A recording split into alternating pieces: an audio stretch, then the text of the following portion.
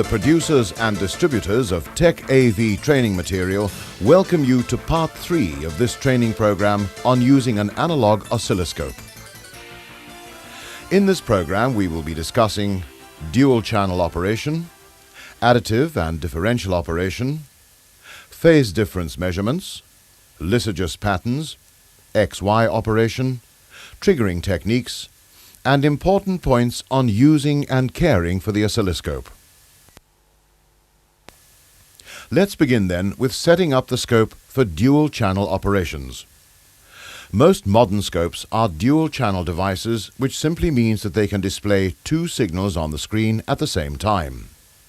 A closer look at the vertical section of the control panel reveals 2 identical input amplifiers called channel 1 and channel 2 respectively, and signals are applied to these inputs via scope probes or test leads.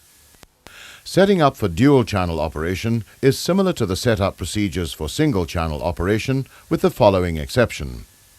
Set the vertical mode switch to dual in order to display both traces.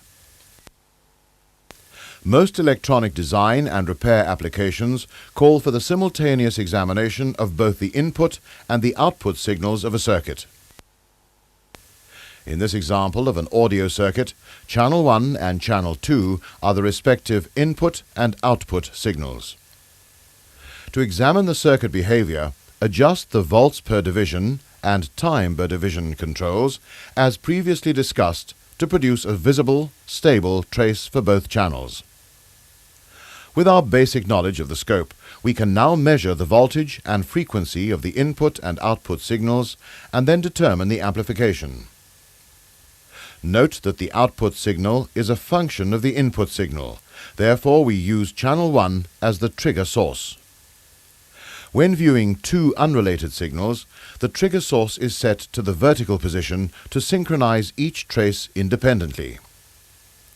Dual channel operation has many useful facilities, for example, additive and differential operation. To add the signals at channel 1 and 2, set the vertical mode switch to add and observe the display. To subtract the signals, set the normal invert switch to invert, and the amplitude of the resultant drops to 0, confirming that channel 1 has been subtracted from channel 2. After the break, we'll continue with measurements using dual channel operation of the scope.